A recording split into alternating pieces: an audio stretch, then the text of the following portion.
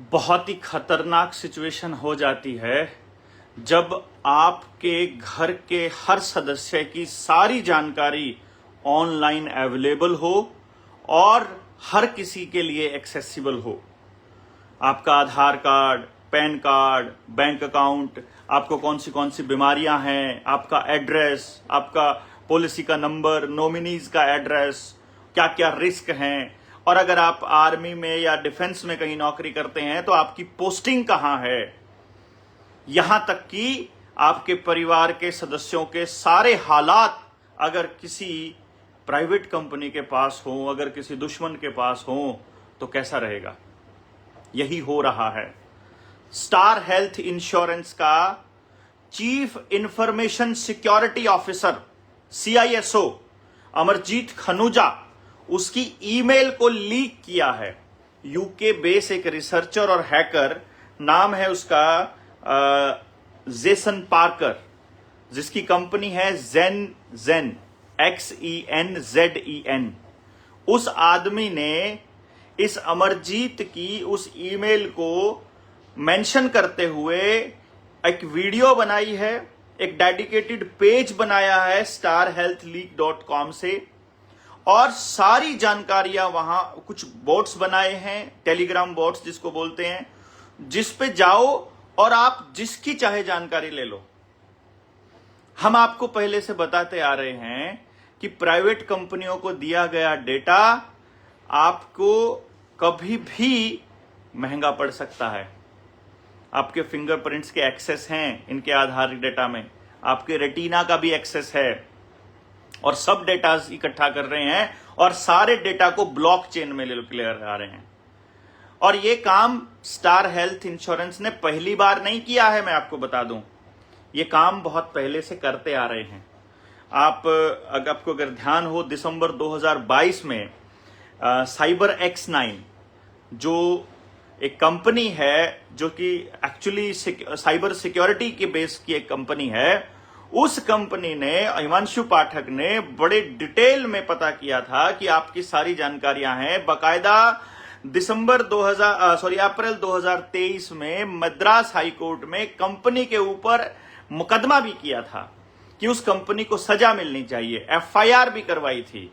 और याद हो तो जनता सरकार मोर्चा ने भी गुड़गांव स्थित साइबर क्राइम के थाने का घेराव किया था, जिसमें इस कंपनी के ऊपर कार्रवाई करने के लिए हमने दबाव बनाया था। उसके एवज में बल्कि थाने ने हमारे ऊपर मुकदमा भी दर्ज किया हुआ है, हमारे खिलाफ FIR भी की हुई है। वो भी चलो, उसको तो हम लोग देख ही लेंगे, उसका कोई बड़ी बात नहीं है। लेकिन जो सबसे बड़ी बात यह है, 3,12,16,953 लोगों का डेटा जुलाई 2024 में दिया जा चुका है, बेचा जा चुका है, और 57,58,425 लोगों का डेटा अगस्त में दिया जाना था। लेकिन पंगा क्या हुआ कि जब अमरजीत की सेटिंग हुई तो $28,000 में सेटिंग हुई थी, और जब उसने डेटा देने की बारी आई तो उसने $1.5 लाख मांगे। $28,000 में बात हुई थी, $1.5 लाख मांगे कि हमको कंपनी के ऊपर के अधिकारियों को भी देना पड़ता है। इसका मतलब कंपनी में शामिल, कंपनी में मौजूद हर आदमी को यह पता था कि आपका डेटा बेचा जा रहा है। ऑनलाइन कोई भी डेटा हो, आपके डेटा को बेचा ही जा रहा है, और ये सारी जानकारियां प्राइवेट कंपनियों के हाथों में हैं। अब आप देख लीजिए कि आपके परिवार के सदस्य कितने सुरक्षित हैं, उनकी जानकारियां कितनी सुरक्षित हैं। इन्हीं जानकारियों के बेसिस पर सरकार योजनाएं लाती हैं, इन्हीं जानकारियों के बेसिस पर कंपनियां प्रोडक्ट लॉन्च करती हैं, इन्हीं जानकारियों के बेसिस पर पॉलिटिकल पार्टियां अपने मैनिफेस्टो तैयार करती हैं, इन्हीं जानकारियों के बेसिस पर दुश्मन इस देश के अंदर क्या बेचना है, क्या खरीदना है, वो तय करता है। यही जानकारियां बताती हैं कि देश के अंदर कितना कंज्यूमर कैसा है, किस तरह से आपकी जेब से पैसा निकालना है, ये सब जानकारियां इससे दी जाती हैं। अभी मैं उड़ीसा में था, और आपको मालूम हो कि जब मैं वहां गया तो मैंने देखा कि वहां सुभद्रा योजना चालू की है। जैसे गौशाला के नाम पर करोड़ों अरबों रुपया इधर हरियाणा में बर्बाद किया, अब यही बर्बादी उड़ीसा में जारी है, क्योंकि वहां बीजू जनता दल की सरकार जा चुकी है और भाजपा अब सरकार में है। जब भाजपा सरकार में आई थी तो हमने बहुत पहले बताया था, आपको याद हो, कि क्योंकि अब की बार उड़ीसा के जो खनन है, जो वहां का कोयला है, जो वहां के जंगल हैं, उनको अडानी को सौंपना है, तो अभी कोई ना कोई आदिवासी मुख्यमंत्री बनना चाहिए। और हुआ भी वही। सरकार बनते ही उड़ीसा का जो एक बंदरगाह है वो अडानी को सौंप दी गई और उसके बाद आदिवासी मुख्यमंत्री बनाया गया और अब जंगल काटे जा रहे हैं उसको सामने रख करके, उस मुख्यमंत्री को सामने रख के। सुभद्रा योजना लागू की है, उसमें क्या है, महिलाओं के खाते में पैसे देने की बात हो रही है, जैसे यहां पर पैसे देने की बात हो रही थी महिलाओं को। अभी अब हरियाणा के अंदर जो पॉलिटिकल पार्टियां हैं वो भी पैसे देने की बात करिए कि महिलाओं के खाते में हम सीधे पैसे डालेंगे। लेकिन आपको जानकारी हो कि जो सुभद्रा योजना में पैसा दिया जा रहा है वो सारा पैसा वैसे ही दिया जा रहा है जैसे नंबरदारों को 9-9 हजार रुपए के मोबाइल लेने के लिए टोकन दिए गए थे और उनके मोबाइल पर एक टोकन दिया था सीबीडीसी का, सेंट्रल बैंक डिजिटल करेंसी का। कल बैंकिंग से जुड़ा एक व्यक्ति आया हुआ था हमारी मीटिंग में, उसने मुझे बताया कि देवेंद्र भाई हम बैंक में हैं और हमको मालूम है कि क्या हो रहा है, अब समझ में ये नहीं आ रहा कि हम अपने लोगों की मदद कैसे करें, क्योंकि हमको ये पता चल गया है कि जो सीबीडीसी आ रहा है वो प्रोग्रामेबल करेंसी है, उसका गोल्ड की बैकिंग से कोई लेना देना नहीं है, उसका रुपए के स्टैंडर्ड से कोई लेना देना नहीं है, भारत के रुपए से उसका कोई लेना देना नहीं है, क्योंकि वो सेंट्रली कंट्रोल्ड है, वहां से ब्लॉक चेन के साथ जुड़ा हुआ है। वो 20 किलोमीटर के दायरे में ही आप खर्च कर सकते हैं, उसकी टाइम लिमिट है कि आप इतने समय में ही खर्च कर सकते हैं, उसके लिए दुकान भी लिमिट है कि इसी दुकान पर आप खर्च कर सकते हैं, इसी मॉल पर आप अपने गांव की दुकान पर उसको खर्च नहीं कर सकते हैं, और इस तरह से तमाम तरह की रिस्ट्रिक्शंस आपके ऊपर हैं जिसमें आप उस पैसे को खर्च नहीं कर सकते हैं। तो 5,000 रुपया जो महिलाओं के खाते में डाला जा रहा है उड़ीसा के अंदर, उसके लिए उनके हाथों के प्रिंट भी लिए जा रहे हैं, फिंगरप्रिंट भी लिए जा रहे हैं और उनके आंखों का रेटिना भी लिया जा रहा है। और अगर आप रेटिना नहीं दे रहे हो, अगर आप अपना डीएनए आप नहीं दे रहे हो, अगर आप अपने पूरी बायोमेट्रिक इंफॉर्मेशन नहीं दे रहे हो तो आपको पैसा नहीं मिल रहा है। और वो पैसा फ्री का सोच करके वहां की महिलाएं अपना सारा डेटा उनको दे रही हैं, और जब वो डेटा उनके पास आ जाता है तो उसी फिंगरप्रिंट का इस्तेमाल वो उनको लोन देने के लिए भी कर रहे हैं, और उसी फिंगरप्रिंट का इस्तेमाल, उसी आधार कार्ड के डेटा का इस्तेमाल उनकी जमीनों की रजिस्ट्री करने के लिए भी कर रहे हैं। और अब यही काम वहां पर चल रहा है और आदिवासियों को बर्बाद करने की पूरी योजना वहां पर चल रही है। अब हमको तो ये समझ में नहीं आ रहा है कि लड़ाई महाराष्ट्र की ज्यादा खतरनाक है, उड़ीसा की ज्यादा खतरनाक है, मध्य प्रदेश की ज्यादा खतरनाक है, राजस्थान की ज्यादा खतरनाक है या हरियाणा की। मैं देख रहा हूं चारों तरफ यही मंजर चला हुआ है और हर उद्योगपति को किसानों की जमीन चाहिए।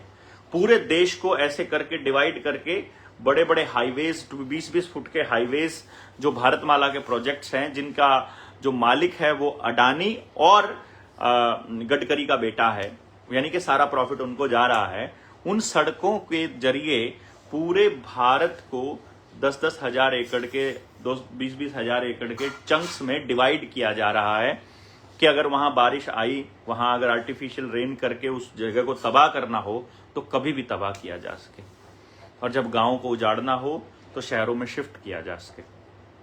भारत को बर्बाद करने की योजना चल रही है, गांवों को बर्बाद करने की योजना चल रही है।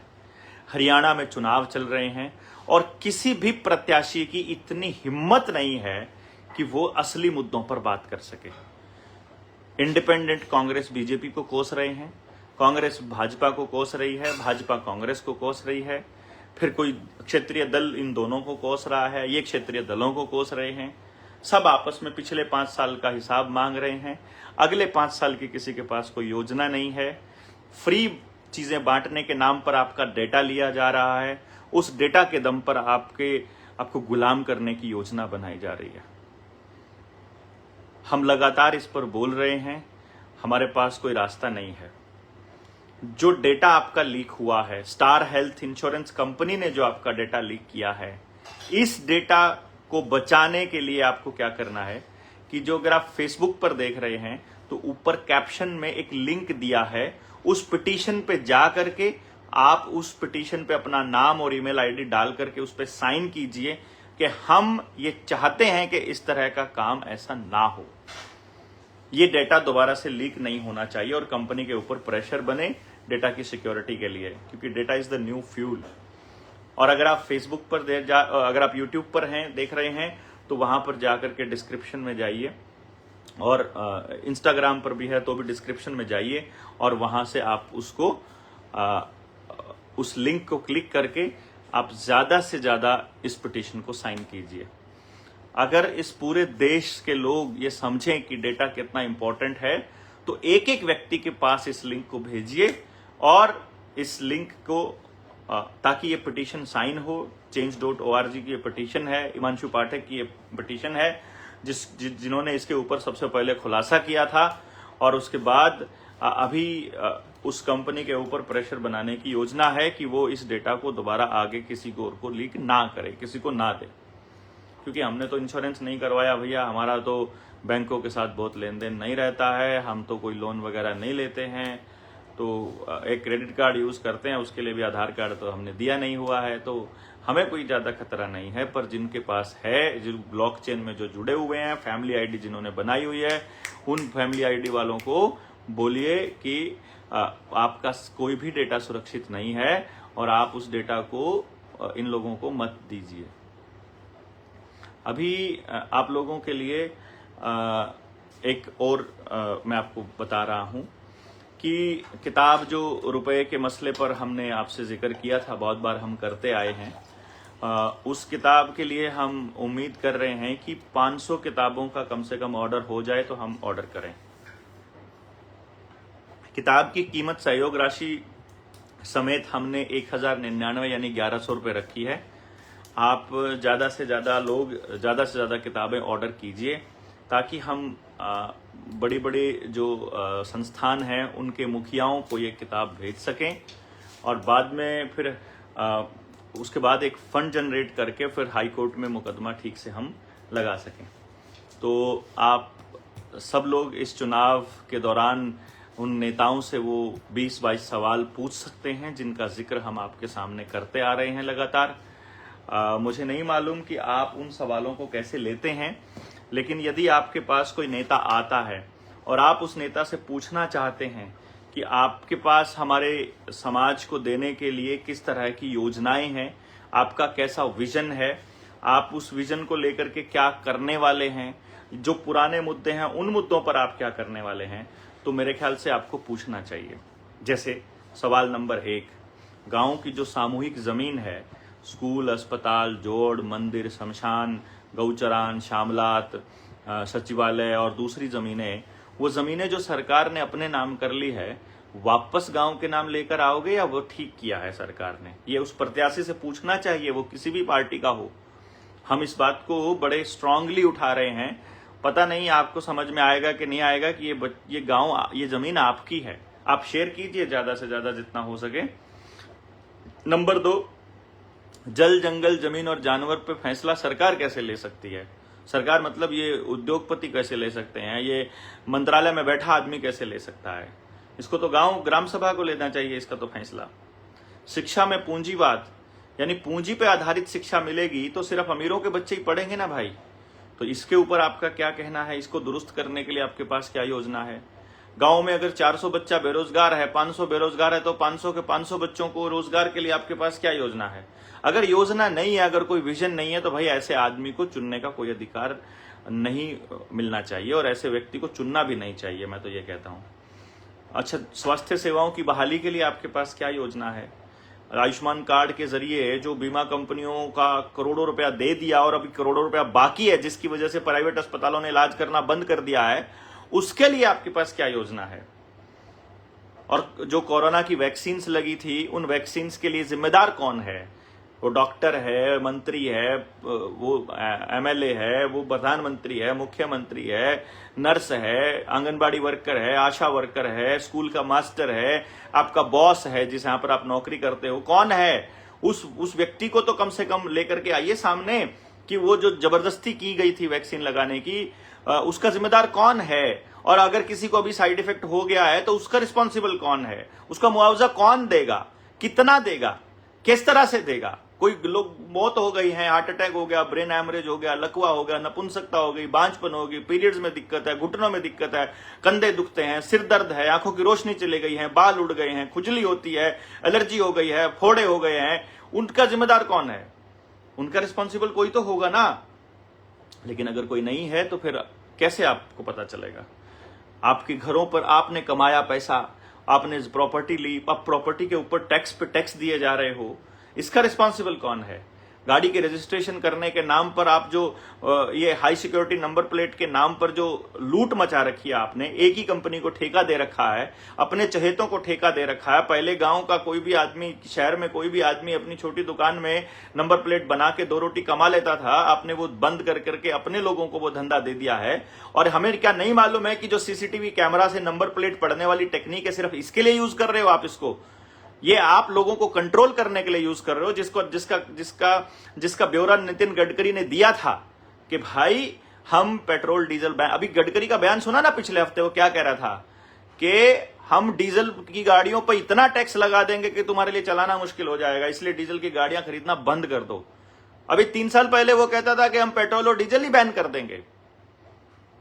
ये सब खेल हमको मालूम है। अभी तो कंपनियां किल स्विच वाली गाड़ियां निकाल रही हैं, गाड़ियां वहीं से बंद हो जाती है। अभी आपने देखा कि इलेक्ट्रिक व्हीकल्स जो चाइना से चले हैं, उनको इलेक्ट्रिसिटी, ये जो कंपनी है चाइना वाली कंपनी, वहीं से बंद कर सकती है। ऐसा पता लगा ना आपको, नई खबर आई थी।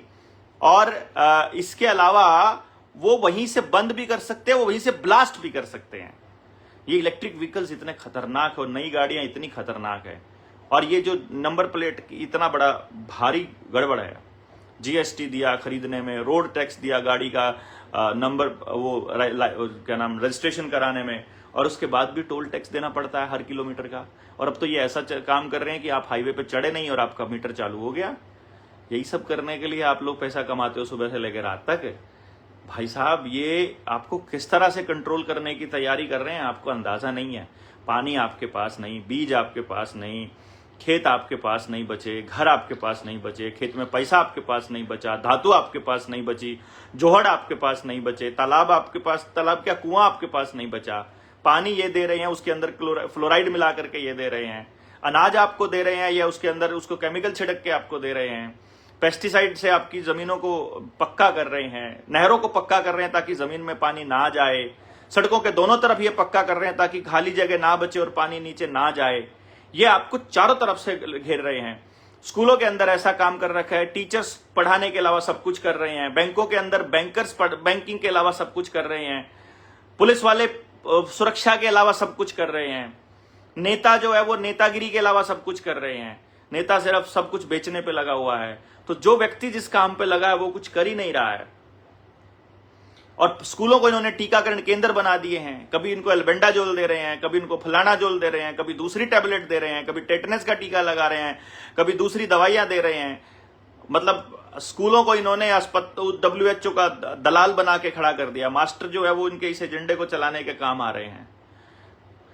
और भैया, बड़े उद्योगपति जो है उनका कर्जा अगर वो चुका नहीं पाते हैं तो वो तो माफ हो जाता है, राइट ऑफ हो जाता है। लेकिन गरीब किसान का, गरीब आदमी का अगर कर्जा ना हो तो उसका ट्रैक्टर, मकान, दुकान, घर, उनका सब कुछ नीलाम होने की कगार पर आ जाता है। वो घर में घुस जाते हैं रिकवरी वाले और उनको गालियां देते हैं। यहां तक कि ये भी कहते हैं कि तुमसे पैसा नहीं दिया जाता तो अपनी घरवाली को धंधे पे बिठा के पैसा दो, लेकिन हमको पैसा चाहिए, ऐसा बोलते हैं वो लोग। तो ये इस तरह के हालात पैदा कर रखे हैं इन लोगों ने। इस पर आपके क्या विचार हैं? ये हर नेता से पूछना चाहिए ना जो वोट मांगने के लिए आएगा। गौ माता के संरक्षण, संवर्धन और उसके कत्ल खाने जो खुल रहे हैं उसके ऊपर आपके क्या विचार हैं? ये तो पूछना चाहिए ना। अभी नई लॉकडाउन लगाने की तैयारियां चल रही हैं अलग अलग जगह पर।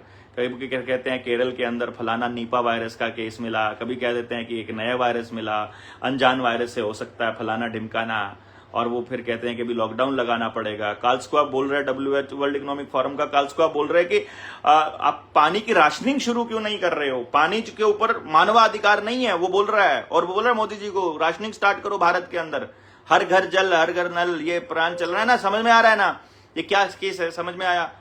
हर घर में पानी दे करके आपको फ्लोराइड के जरिए पहले तो आपको आपका पिट्यूटरी ग्लैंड और पीनियल ग्लैंड के ऊपर अटैक करके पहले तो आपकी सोचने समझने की क्षमता खत्म कर रहे हैं और उसके बाद में आपका साथ ये कर रहे हैं। अग्निवीर योजना पे क्या विचार है? जो आए आपसे वोट मांगने के लिए उससे पूछो तो सही एक बारी।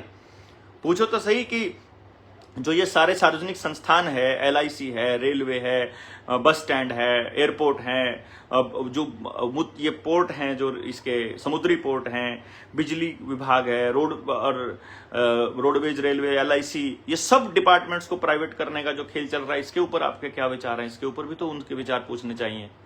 समलैंगिकता के कानून है, लिव इन रिलेशनशिप के कानून है, विवाह के विवाहोत्तर संबंधों के जो कानून है, उस पर उनके क्या विचार है, ये तो पूछिए ना। किसान को MSP देने, MSP की गारंटी का कानून किसान मांग रहा है और बॉर्डर पर बैठा है, उस पर आपके क्या विचार हैं, ये तो पूछना बनेगा ना। हर जगह आपसे आधार कार्ड की अनिवार्यता मांगी जा रही है, कॉलेजों के अंदर अपार कार्ड की अनिवार्यता मांगी जा रही है, आपको कह रहे हैं कि हर चीज के अंदर आपको आधार और फैमिली ID मांगी जा रही है, इसके ऊपर उनके क्या विचार है। आपके छोटे छोटे बच्चों के मोबाइल के अंदर, टैबलेट के अंदर, कंप्यूटर के अंदर अश्लीलता भरी परोसी जा रही है, समलैंगिकता परोसी जा रही है, नाटकों के अंदर, फिल्मों के अंदर नशे की एडवर्टीजमेंट आपका नेता, अभिनेता और ये कलाकार लोग कर रहे हैं। खिलाड़ी लोग आपको कह रहे हैं जुआ खेलने वाली एप्लीकेशंस डाउनलोड करो, इनसे लत पड़ सकती है। अभी आपने एक देखी होगी एक वीडियो जिसके अंदर 90 लाख रुपए का लोन आ गया है। मतलब आप सब लोगों को ये चीजें समझ में आ रही हैं कि नहीं आ रही हैं कि ये सब चीजें आपके सामने परोसी जा रही हैं प्लानिंग के तहत, योजनाबद्ध तरीके से। आपकी जमीनें भी हथियानी हैं और आपको पूरी तरह से कंट्रोल भी करना है, और ये डेटा इसके अंदर बड़ा रोल है। तो इसलिए आपका काम है कि जो लिंक हमने आपको दिया है change.org का, इस लिंक पे जा करके इस पिटीशन को साइन कीजिए।